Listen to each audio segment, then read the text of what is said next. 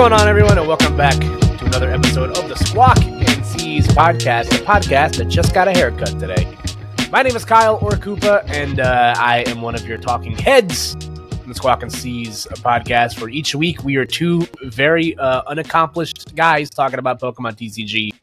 And joining me, as always, looking fresh with a fresh set of headphones and a new sweatshirt, the Pony Bottle Champ, George Fabre. George, happy Tuesday, bud. How you doing? Looking good, my dude. Road dog. Yeah. Fresh to death. Oh, love it, man. I'm trying, man. I needed a haircut so bad. I was getting real unhinged in the face and in the hair. It was bad. I'm getting there too. That's why I've been rocking the hats lately. I also will be getting a haircut before Baltimore. So unfortunately, I couldn't get one. Well, before this, but I will have one soon enough. So, yeah. So, as we just mentioned, folks, Baltimore Regionals are happening this Friday. By the time you get this podcast, it'll be Thursday. We are uploading the show early this week, so you guys will be getting this episode a day earlier than you usually do.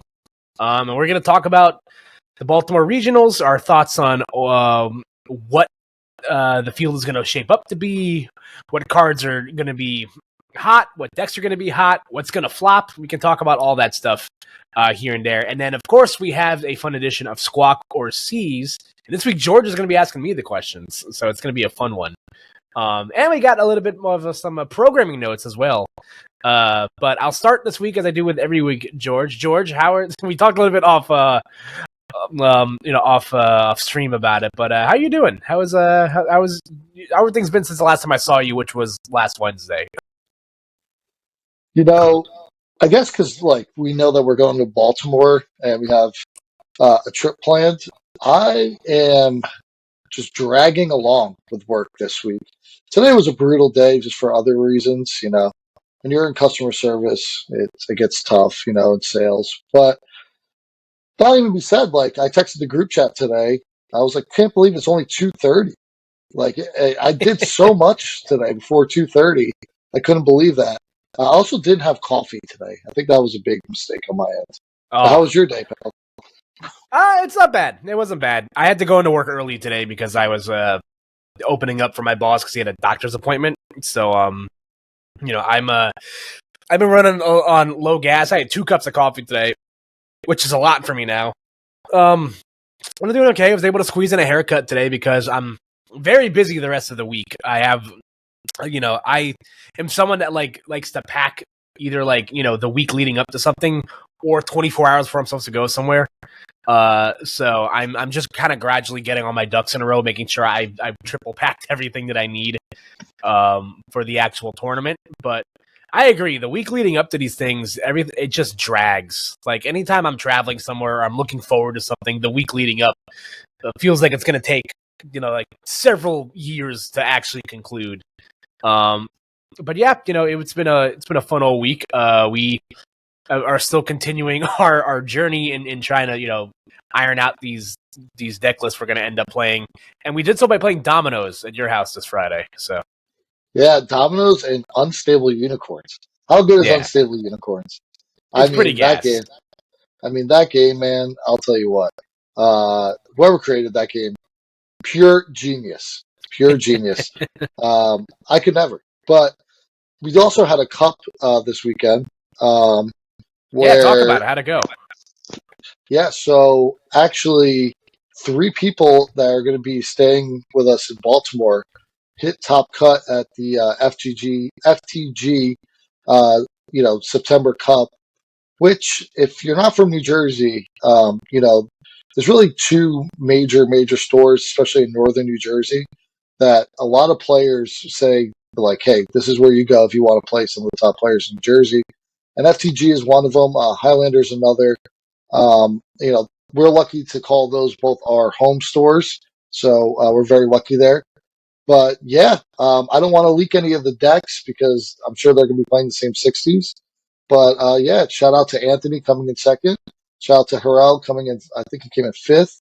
And then Kevin brought it home, winning the whole thing, beating Anthony in second place. We had some little friendly fire there. I ended up dropping round 4. playing another, one of our locals. He's, I think, I forget where Braden really lives. I think it's somewhere South Jersey. But basically, I had him beat. I was playing Zard versus Reggie Drago. Forgot to attach energy to retreat the turn before, and I had everything. I had Radzard, Defiance Band all in hand. He was on one prize. I was on two. Could have knocked out the Reggie Drago with a Radzard. Just another George Fabray moment, and why we're on Accomplished Podcast. That is our tagline, the Unaccomplished Podcast, for sure. We'll put that in the season 2 notes. And hey, man, this is why we play these things. We're trying to iron these. We make the mistakes now. Like I said, the last 2 weeklies I've gone to, I've gone a combined 0-6 at every in every game I've played. I have had a really bad streak of luck. And that's something that's going to happen in card games sometimes. There's a lot of variance. There's a lot of stuff that goes on. Obviously, I think understanding your local meta is huge as well. And I'm someone that tends to not always play what's meta because I don't want to always sweat so hard, during the week. But I've since locked in what I think I'm going to play this weekend. I'll talk more about that in detail on the subsequent podcast, next week. But I'm feeling pretty good about what I want to play, about what I think is going to be good. It's really just I think at this point, most of the players know what they're going to play. I think at this point, it's just what 1 or 2 cards you're going to make a difference in. So I'm definitely kind of looking at my 61st, 62nd cards of hey, can I squeeze this in here? So I don't know where your head is at and how you're feeling. So yeah, listen. A lot of people are reaching out to me trying to optimize my Zard list, tweak a few things. Fact of the matter is, I've been playing the same deck now for going on 4 weeks, almost a whole month, right? If I were to change anything now, I would be pretty foolish, in my opinion. I mean, I know the 60 in and out, and, on contrary to you, not to, make myself sound better, but I have been doing very well in locals, I've been having 3-0 days, 4-0 days, 3-1 days, and that's why I was kind of disappointed in the Cup that I made such a bonehead move. I went 2-0.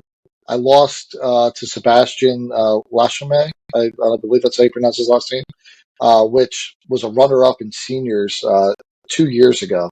He's a phenomenal player, and I think he actually came in 5th at NAIC this year as well, which I didn't know. I limitless checked him, saw that he finished 5th in that tournament, which was pretty crazy. yeah, But losing to him, that was fine. But to have the game play everything so well, just lose up to the end, that just goes to tell me, hey, listen, I just got to get better as a player. It's not the 60. A 60 is not going to change anything for me. I don't think I'm also, like we say, we're not really good enough to change 1 or 2 cards, the week of, go in there and say, okay, this is what we're going to lock in with. So, yeah, I think what I looked at from that cup, what the meta will be, it is kind of very similar to what Justin Basil's posted. Zard was heavy in the room. It is number 1 in meta right now. Box, heavy in the room.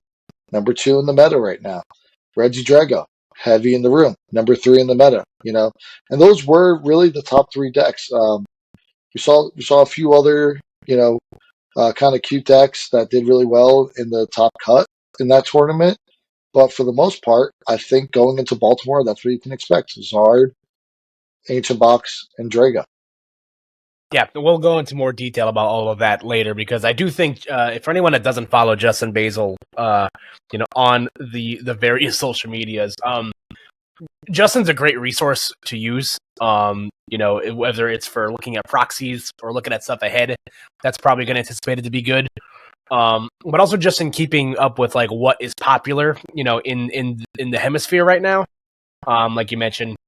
And also, our store tends to be a little bit more of a sweaty store. We're definitely a lot more hardcore than other areas are. So you're going to see a lot more of the meta stuff. you're going to see a lot more Charizard, like you said, a lot more Regidrago. We love our Charizards in this area and Charizard adjacent decks, but yeah, I think metagaming definitely has an art to it. I think the really good players are really good at doing that. You're just being able to lock in on a deck that beats the field and then play that 60 to, varying degrees of success. And some people are, kind of like people like I would look at myself, or like, I wouldn't call either of us one tricks. We've performed well with other decks before. But we know what we like, and I think the biggest thing going into any regional is if you're like, unsure, or like if you're kind of struggling a bit with like, how you think the field's going to shape up for you, just play with what they're comfortable with. Like if you're going to a regional and all you know how to play is United Wings, don't try to play Charizard a week before the tournament. Play United Wings. Is it going to be hard for you? Probably, but I always think it's best to lean on what you're comfortable with, and for those reasons, I will be playing Blocklax in Baltimore this weekend. But that's a lie. I just lied to you guys. I'm not going to do it. I thought you texted me earlier that you were locking that in. So who are you really lying to? Myself, honestly. But yeah, I'm looking forward to it. Again, I'm going to use this next week or so, next few days to just kind of iron out the bugs in my list. I feel really good about the list that I made. I've been grinding a lot of games on the ladder, and we'll see how it works out. And but I think we're gonna, and I think this is where I'll make the drop out the programming note. You guys are gonna get to be there on the floor with us days after the tournament's over, because we're gonna add a second kind of video to the podcast channel. We're dropping the Squawk vlog this weekend. Something that I really enjoy, something that I looked forward to a lot of when I was like getting into the Pokemon TCG was tournament vlogs. One of my favorite YouTubers is Sneaker Talk TCG. Christian I believe his name is Christian Catalone. He's a competitive TCG player from Toronto. And he vlogs all the regionals that he goes to. It's real high quality stuff. Really good player too. He I believe almost qualified for Worlds this year, but he's one of the best players in the Toronto area. Last season, and he makes really good vlog content, and I find that stuff very interesting. I like being on the floor. I like going through seeing what somebody's like thought process is on, what they bring to the table, and I think we're a very entertaining group of people. So I think we can provide some shenanigans, a little bit of levity, So if you guys are into that sort of stuff, you can look forward to that. Probably coming up maybe like the Monday or Tuesday. After I get back. It depends on how quickly I can edit everything together. But yeah. Yeah, so we went after the Cup. We went to good old Rutt's Hut. Got some rippers. And we're sitting there. I'm like, all right, you guys are all good for the aquarium, right? And they're like, why do you want us to go to this aquarium so bad? I said, well, listen, the real reason is this. Kyle's going to be vlogging. We need to go to the aquarium because that's going to be part of the content. So for anybody that doesn't know, the Baltimore Aquarium is one of the best aquariums in the whole country. They have a huge shark tank, and we'll as long as they allow us, we will try to get some footage in there too with the gang. I think that's like really fun, right? Because what you were talking about, sure, vlogging inside the venue and doing stuff like that is cool, but like let's be honest, some of our favorite parts of going to regionals are going to the cities and visiting what's going around there. So, doing stuff like that, bringing it out to dinner and stuff like that, you guys will really be with us on our whole journey of what it looks like for some men in their mid to late 30s spend their weekend playing Pokemon. Listen, let me tell you, I wish I started this idea when we were in Charlotte, because you and I got into some side quests in Charlotte. That's for sure. And listen, as long as you're with me, buddy, you're all right. I'll take care of you. I'm not quite sure about that. I'm not quite sure, but you guys can look forward to that. I'm really excited because it's a different media form that I'm very interested in, and the aquarium will be fun. We love a good adventure. We love a good side quest in this group of friends that we have. So it'll be fun stuff. And yeah, you guys can. Speaking of side quests, I don't know if you know this, but Ant and I on day 2 of Charlotte visited the NASCAR Hall of Fame. I remember you telling me about this. Didn't you like go in to try to find a bathroom and then you ended up in the NASCAR Hall of Fame? Correct. Yes, that's exactly what happened. I saw Ant wander around. He's like, dude, I gotta use the bathroom. I'm like, I'm gonna go over here and check out this NASCAR Hall of Fame. He's like, all right, I'll come by. Next thing we saw Lightning McQueen there, did a little simulator. It was kind of cool. I mean, I don't care anything about NASCAR, but I mean, shoot, you go to the NASCAR Hall of Fame. Why not? The Hall of Fame was also attached to a Buffalo Wild Wings, which is hilarious. That is also true. Which we also sat and talked about starting this podcast in that Buffalo Wild Wings. It's like food chains just inspire us for some reason. I love food, man. What can I say? We're foodies. We have a good time. But yeah, we're gonna get into the nitty gritty of it all. Let's talk about Baltimore and her beauty this weekend, George. So obviously, we have talked a lot about what we're feeling about ourselves, but looking at the field, what do you think are like give me like your top? We already talked about what is projected to be the top 3 decks. So do you think it's gonna stay in that sort of like categories, or any like if you want to give me like a top 5, what are you feeling? Yeah, so I actually kind of want to take it a step further and kind of break down Charizard into 2 different decks. Because I Sure. don't think it's just one. I think you'll see like Zard Skull, and then you'll see just like Zard with like Pidgeot Bibber, like the old school one. Maybe people are playing Rapska, like copying toward there. So I think those 2 decks will be, clumped into one on the, statistics of what deck is played. But I think it's going to be a cool split of what people are actually playing. Because really, Zard Skull and then Zard, like, um, you know, Pidgeot, I guess it's more. I mean, they both play Pidgeot, but the Duskull is such a different mechanic, right? Sure. I think we will obviously see Drago. It just performed too well, and when that deck gets going, it's broken, dude. Right? Like it doesn't stop. There's no brakes on it.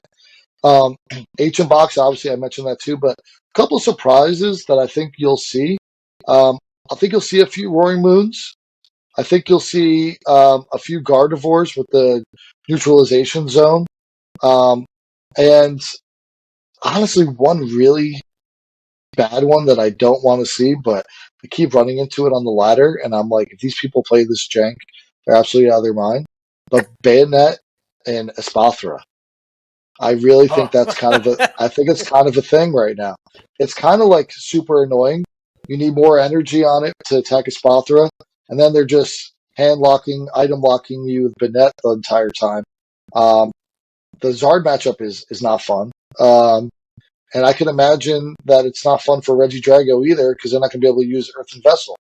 I can imagine Box having a really tough time with that as well.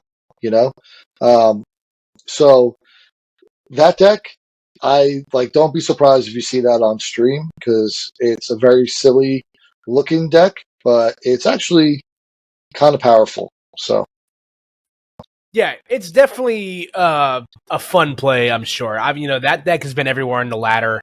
The Espathra in general has been interesting technology. My only problem with Espathra is that I still truly don't think that it beats like the best decks in the format. Like I think it still loses to Charizard. I think it's a little bit, annoying for decks like Reggie Drago, but you're already playing energy switches anyway, so you could easily move the energies around. I don't, there's definitely worse tech cards you can include. I do think like the Bayonet Dusknoir of it all, that list that Henry Brand brought the world is going to be interesting. I called it I recorded a podcast yesterday. I called it Boom Puppets, because you just blow yourself up and you just lock your opponent out of their items, and then you poltergeist them when your hands become huge to pull through the tube risers.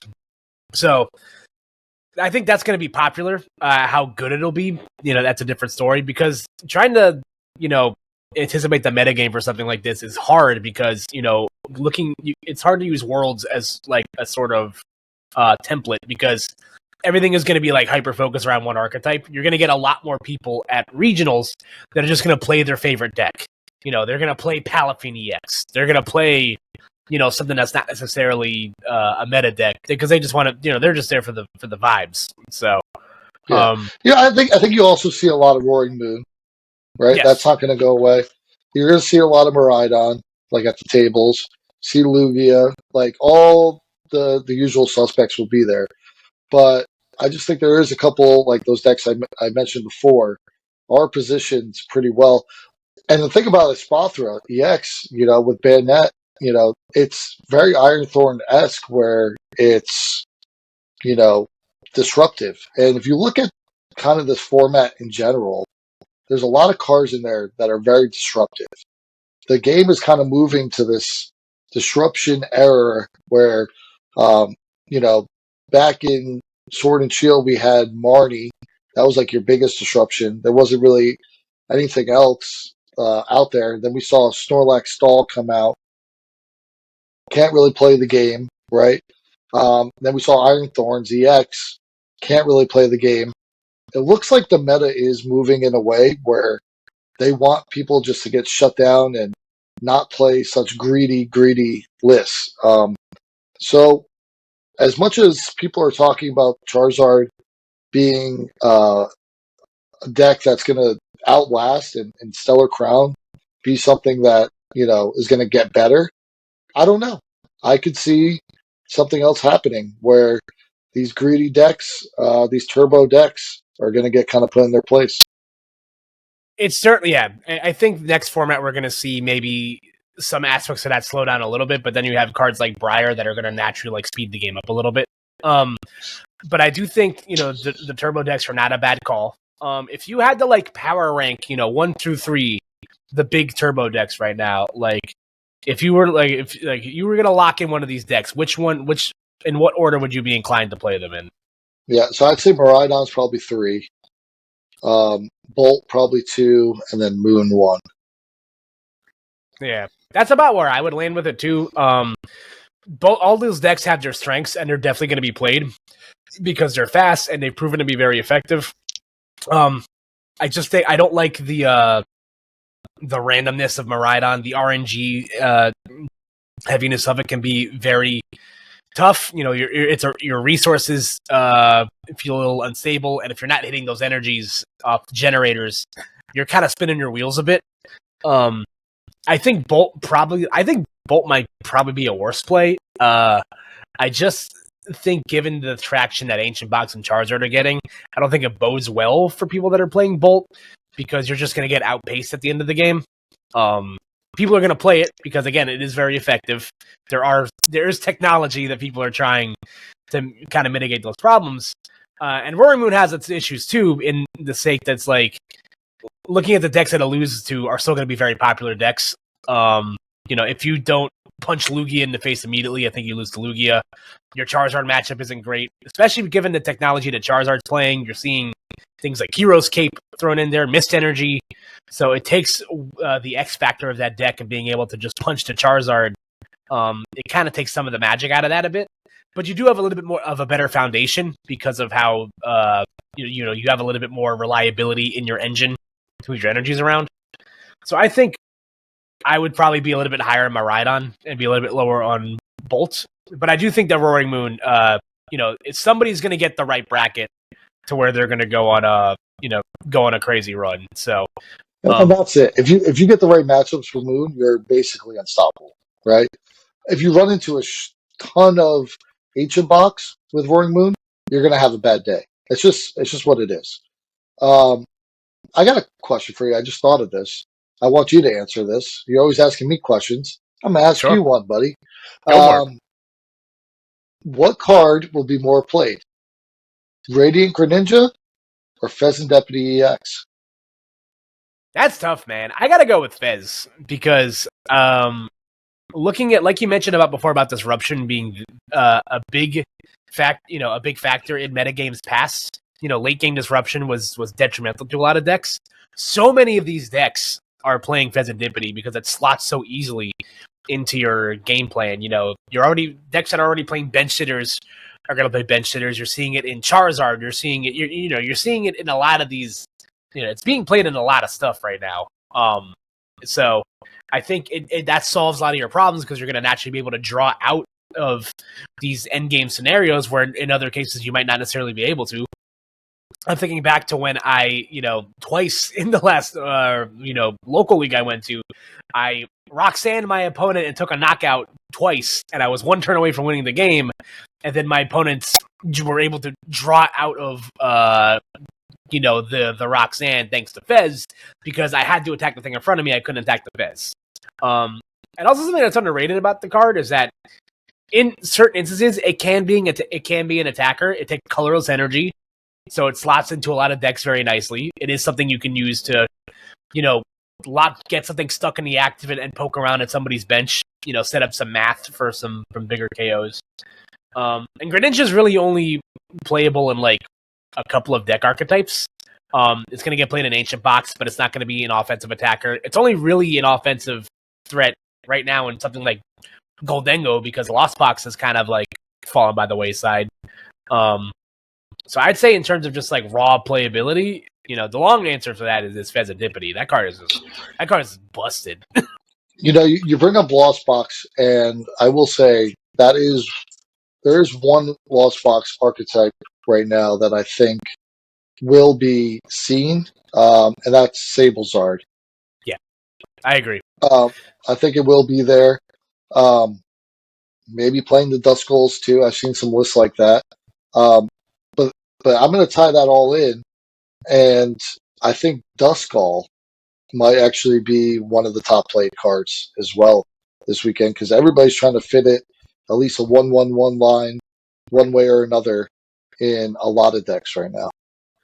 Yeah, I think the decks that are going to make the best use of that are like the two prize attacking decks that can't really offset their prize trades easily. I still think Dusknoir is like kind of a flop. Because my problem with it is that like I feel like Dusknoir is only good if you are able to offset your opponent's prize trade first. Because like, let's say you're it's mostly played in things like Charizard you've seen, or things like Raging Bolt that's very popular right now online. And, they'll naturally maybe take like a one prize knockout somewhere, and they're going to be on odd prize cards already. So popping the Dusknoir actually becomes worse for you, or the Duskull, whatever it is, it becomes worse for you because you put them back on even prize cards. So I think it's going to be very situational. But at the same time, in these stage 2 decks that are big and, like a Charizard, where it's so powerful is late game.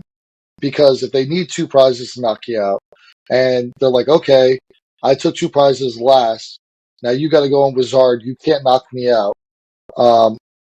If you have Duskull down, you pop a Duskull, now Counter Catcher is alive, or you're doing 330 with Zard to knock out another Zard in the mirror. Like, bad things can happen if Duskull is on the bench and you have 2 prizes left at the end of the game. And I think being that Counter Catcher becoming live late like that, when it shouldn't be normally, should be a dead card in your deck, all of a sudden coming back to life, that's what makes the card, or the line, I should say, super powerful. Yeah, no, I think Dusknoir is going to definitely see play in certain archetypes. I definitely think that gets a little bit more time to cook when Stellar Crown comes out, because you can also use that, and it forces the Briar situation a little bit sooner, because that lasts the entirety of the turn when your opponent's on 2 prize cards when it's locked up. So, I think that technology only gets, ages like, fine wine. It gets a little bit better as we move forward. But now that I kind of popped the question about it, are there any? What do you think is going to flop this weekend? What's something that you think is just going to fall flat on its face, and we're just not ready to accept it? I think Miraidon. I think Miraidon's not positioned well. I think if you're playing Miraidon to Baltimore, it's a bad call, especially with Justin Basil coming out with Charizard being number 1. I think any other Lost Box deck also not great. I think Ancient Boxes. I think it will, like, someone will break through with it, but the conversion rate into day 2 is not going to be as good as what people think it's going to be. It's really hard to beat Zard with Ancient Box. It's possible, but it's hard. But I think those 2 decks in particular are going to be kind of the losers of the weekend. Yeah, it's tough, man. It's really weird looking at like how the world's meta shook up and how it's really not gonna like affect what the first regional looks like. You can kind of maybe gauge how things are going to play out because we're basically playing in this. In the past, we basically played in the same format. Sometimes we don't. In this instance, we're playing in the same format. I do agree. I think because of the traction that stuff like Ancient Box is getting, that makes plays like Charizard a lot better. And then you get into this whole rock paper scissors of it all. But then it's like, okay, so then if Charizard becomes more popular and Miraidon falls off, that by proxy makes Lugia a better choice because Lugia goes 50-50 with Charizard in my opinion, and I think it does pretty good in the Ancient Box and it beats Regidragos. But there's still going to be those people. There's still going to be enough Miraidon and also Iron Thorns in the room to where you're going to have to worry about that. I personally think Iron Thorns is going to fall a little bit flat. I think it's you. If you're going to disrespect a matchup to not have to worry about, I think that could be one of them because I don't think it's going to get played with the same amount of viscosity that, what the numbers that you might have seen in Worlds because the field's a little bit more wide open. I think another one I'd say is I think Gardevoir isn't positioned very well either. Given how good Regidrago is, I think Gardevoir definitely has answers. Whether they're good ones or not is yet to be determined. But I just think, given how much Regidrago is going to be in the room, it bodes not great for Gardevoir. So I think that's a deck that we might see kind of take a hit this weekend. Yeah, I agree. Gardevoir will be played. I think it'll be very low number, but I don't really see how they beat a lot of decks out there right now. It's pretty tough. It's tough, man, and I really do. And listen, if you're going to play Gardevoir, hey, power to you. You are going to have the tools to be able to get it to work. You just might have to change your card list around a little bit, but yep. I'm definitely curious to see how the field's going to shake out. The field's wide open right now, man. Like I've never had this much trouble trying to prep for a tournament before because there are so many archetypes that are viable. Like it's like even the silly stuff like is fun. If you were to lock in a rogue deck, what would be your rogue deck of choice? I don't really play a lot of rogue decks, so it's kind of tough for me to add. Yeah. Like, is Goldango a rogue deck right now? Absolutely, it's a rogue deck. Yeah, I would probably say Goldango then, even though I don't really have too much experience with it. I don't really play any. Yeah, I don't really play. I'm not the best person to ask for that one, unfortunately. How about you answer that question? You're the rogue deck master. I mean, maybe like Palafin EX. I have never played it though, but it seems like it's fun. It's cute. Too much lightning stuff though. I am a rogue deck connoisseur. I love me a bad deck. I once played Cloth to a regional and I hated myself. It was a terrible idea. But yeah, if I were to play a funny deck this weekend, Goldango would definitely be my choice. I think you have what we call in the industry the puncher's chance into a lot of stuff. You have a puncher's chance against Charizard. You have a puncher's chance against all of the big decks that give up 2 prize cards because you can hit the infinite damage scale and in theory knock anything out. The problem is get those games where you don't get to play are really, really tough. So I think you get smoked by Ancient Box. I think that matchup stinks. If you don't punch Charizard in the face immediately, I think you lose that matchup. And, any of the big basic decks are going to give you a run for their money because they can just instantly knock you out. Maybe outside Miraidon. Miraidon might give you a little bit of an easier time. But you have the ability to draw cards. You're also a deck that plays Pheasantipity. So it gives you some flexibility in that regard. And 260 for the most part is still kind of an awkward number to hit. Not a lot of decks are optimized to hit that in the current game right now. So it definitely gives you an edge in that regard. So if I were to lock in a funny deck this weekend, Goldango is one very close to my heart because you know why? Drawing cards is a lot of fun. Gosh darn it. Drawing cards is tight. Start drawing cards is cool. Yeah, I agree. You know, it's also cool just getting any card you need to any single point. That's pretty fun. Pidgeot's kind of broken. There's a hot take. Some people have said. Some people have said it. All right, we'll stop dancing around the sweaty stuff. George, what deck is going to win the tournament this weekend? What is it? Plant your flag right now. Charizard has to be because I'm going to win it. So it has to be Charizard, obviously. Hey man, I wouldn't be surprised. I would not be shocked to see Charizard make a deep run in some capacity.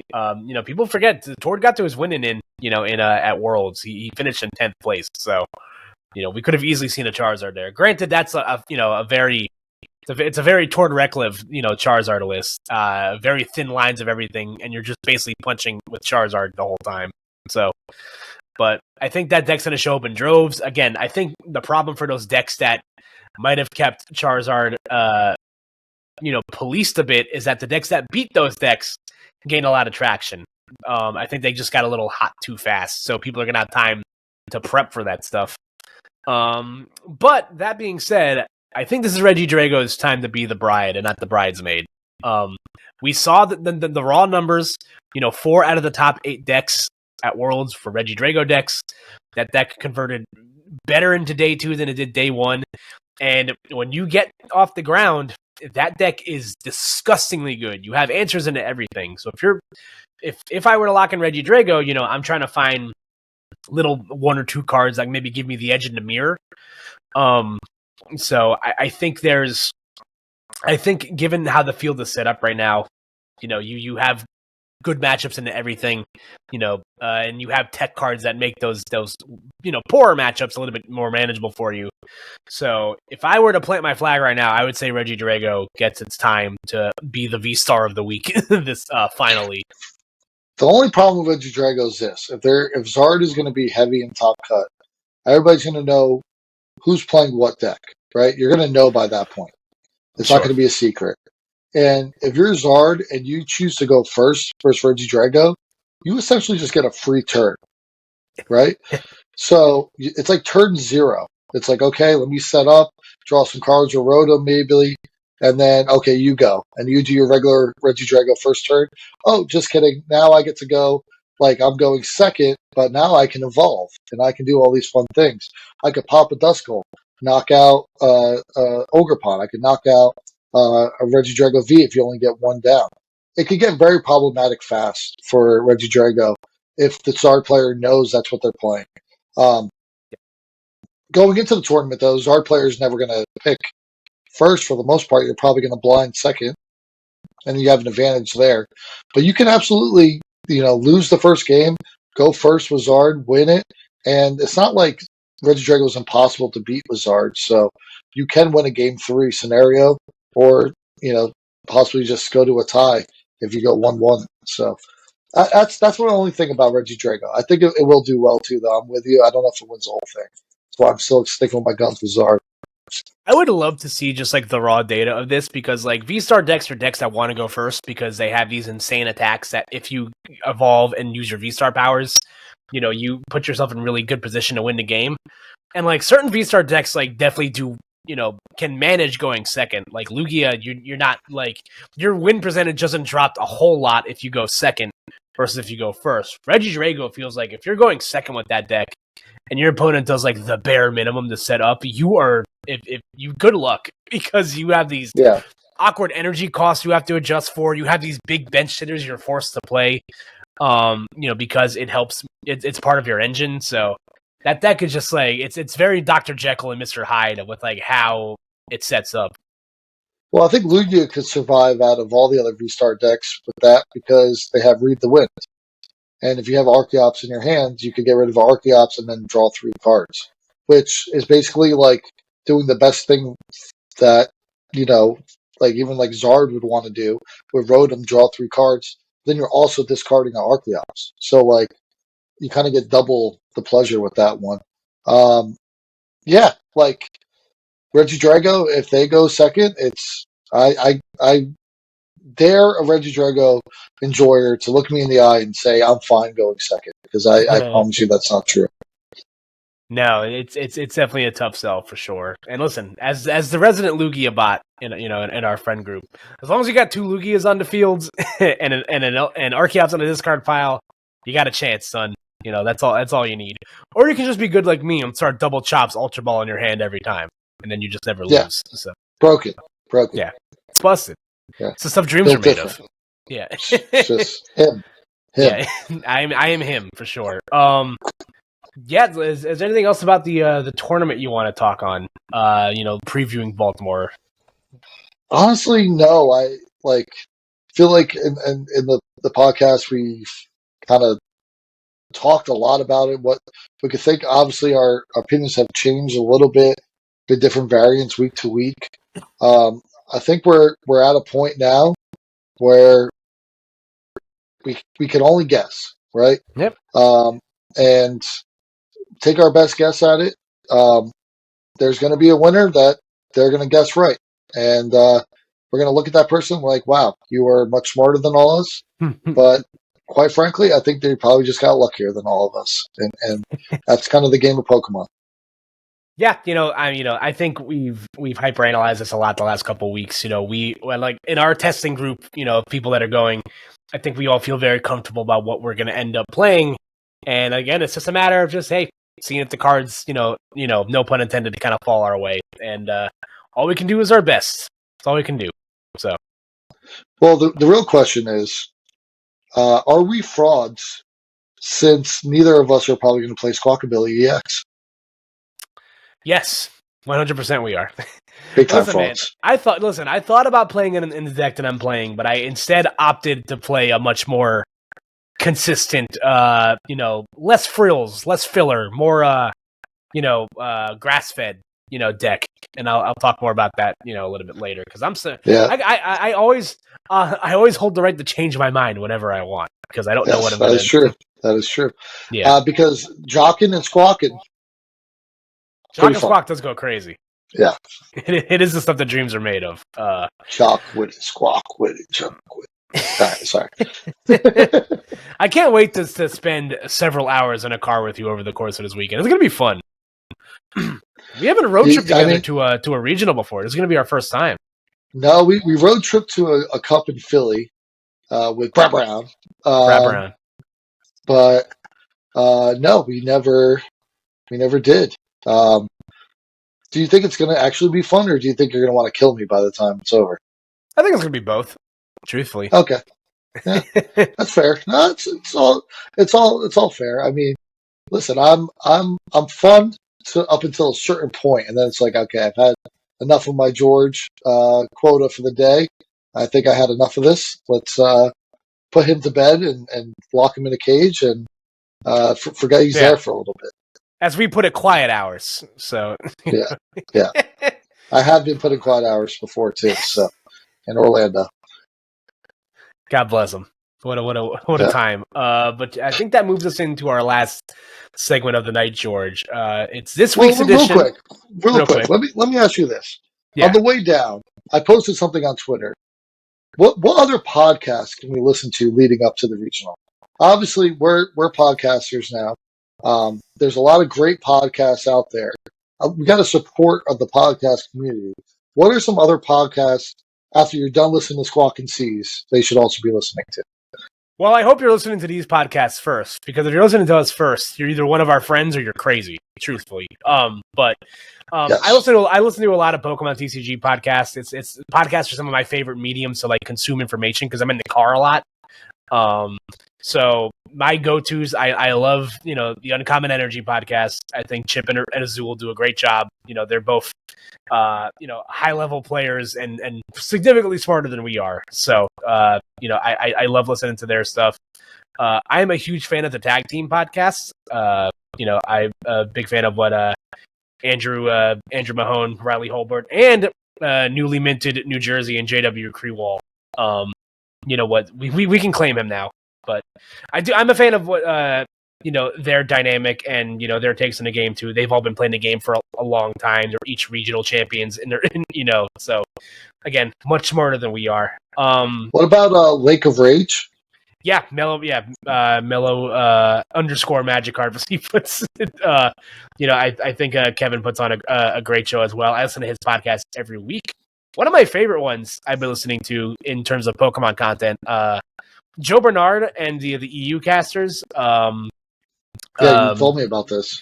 Yeah, Alex Zhao and Benjamin Rabiati. They put on a great show as well, and they're a little bit more like, they talk about like soccer, for football. Excuse me, part of my my incorrect terminology, but they talk about sports. Yeah. They talk about other stuff besides Pokemon as well. But they're also three very very smart guys. So I like their show a lot. So I was going to lead in, and my squawk. I was going to do a little bit of a squawk or seize. I was going to do squawk it or seize it, right? And I was going to have two podcasts put up together. But I just had like a much cooler and better idea because I don't know. I can listen to podcasts a lot, but I like to get down to some good jams, man. Well, here's my hot take real quick, and I'm glad you're going this direction. What is that bubble that just popped up? Is that I don't know what that was. We just got jump scared by an emote.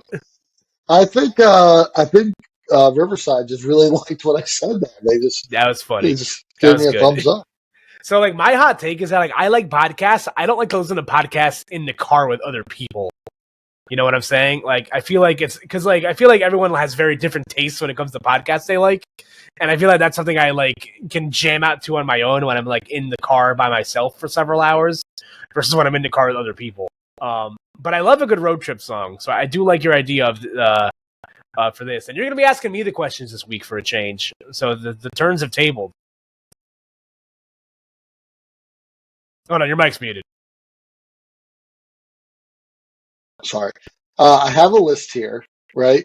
I don't know if all these are my favorite, but I'm going to go for the few classics here, and then a few that like I know that we just like to listen to in general, right?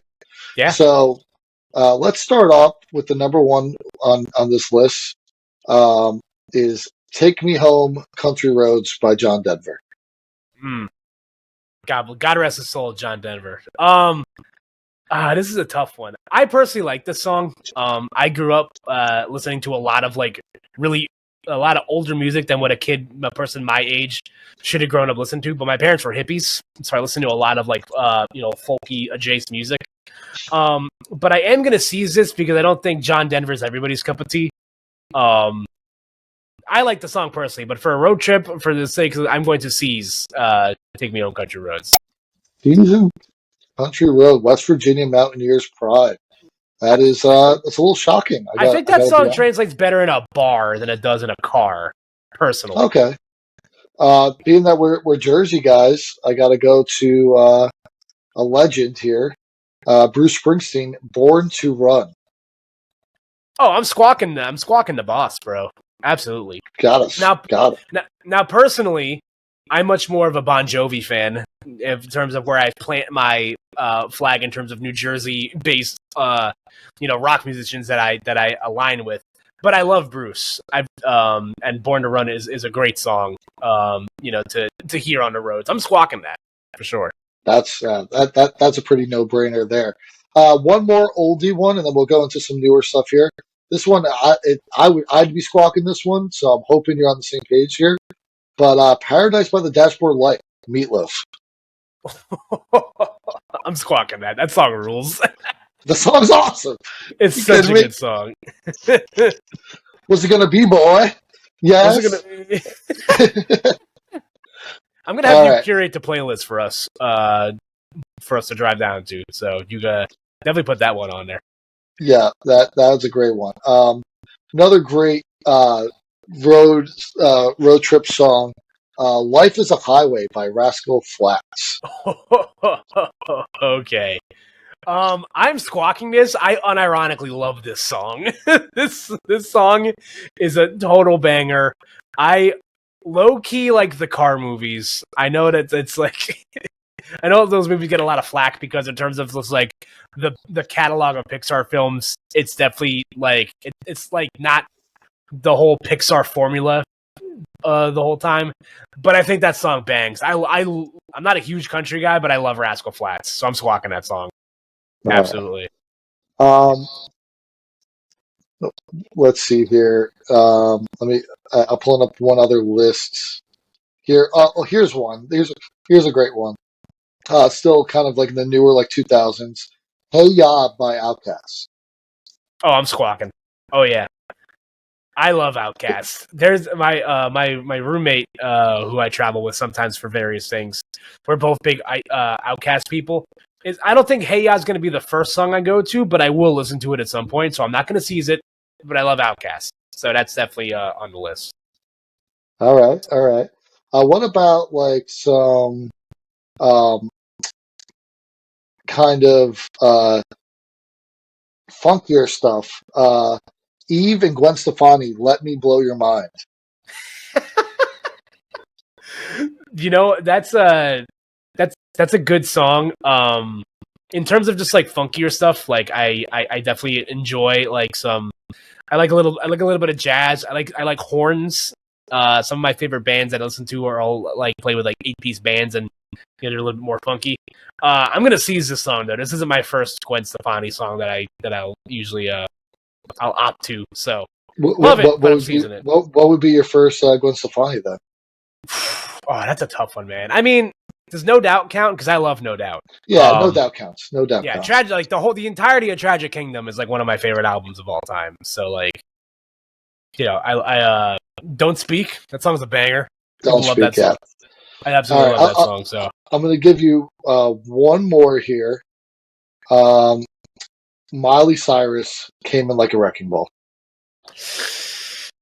Ooh, that's tough. I love me some Miley Cyrus. I think she's great.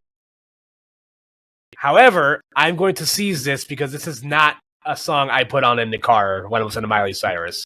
I'm starting at Party in the USA. Yes. See you again is in my rotation. I low key love that song a lot. Wrecking Ball, I'm definitely more prone to skip that song than I am other Miley Cyrus songs that come on. Flowers is a banger. I think that that song is phenomenal.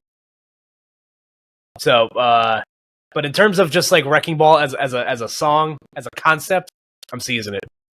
Yeah. All right. I mean, this one I know is a squawk, but we have to end it with this one. It's not even really on the list. I think you know what it's going to be. Can you take me higher by Nickelback? You mean Creed? Isn't that a Creed song? Creed. Oh, Creed. Yeah. Yeah. Nickelback, Creed. They're very similar. Yeah. Well, I mean, they're both butt rock dad bands, so for sure. So in terms of higher by Creed, it's a definite squawk. That song goes. So let's go there.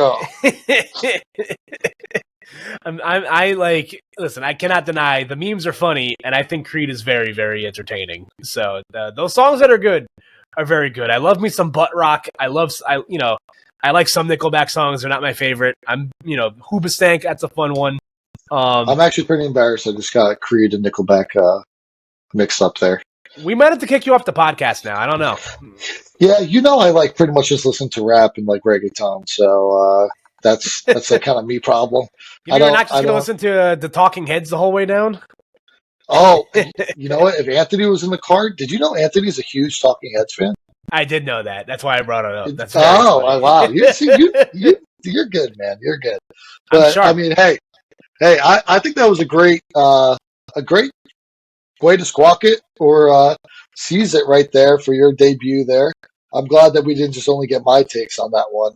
Yeah. I think I will throw on some Wrecking Ball at some point, though, and you will have to hear me screaming at the top of my lungs singing that song. I'll allow it just for the jokes, but that's basically all we got for you guys this weekend. It was a bit of a shorter episode, but again, there's really not much else we haven't talked about in terms of Baltimore. But we'll have a much bigger episode next week, and we might even have a guest on next week. I think next week we might actually pop the question and start doing what you do when you have a podcast, and then start harassing your friends to come on the podcast. So we'll. Yeah. I think we teased it for this week, but with everything going on, it was a little bit tougher. But I think next week, coming back from Baltimore after we do the vlog, I think that's going to be the time where we start pumping out some A+ content. We've been kind of teetering the B- tier here and there as we get our early comings. So, but listen, I'm going to close this out. Can I give it a shot? What do you think? Yeah, go for it. Go for it. Yeah, and that's our episode 4 of Squawk and Seas. Kyle, thank you. Tell us where we can find you on socials.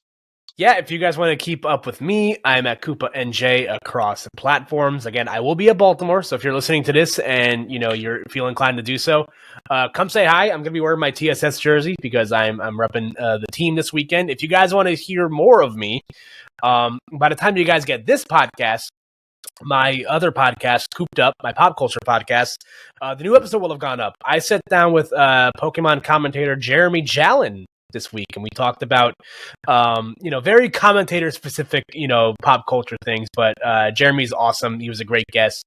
You can check that out. And I also pop in on various streams for the Shuffle Squad. You can check me out on Late Night TCG every Wednesday night as one of your anchor commentators for the late night. But yeah, Georgie, where can the people find you if they feel so inclined to do so?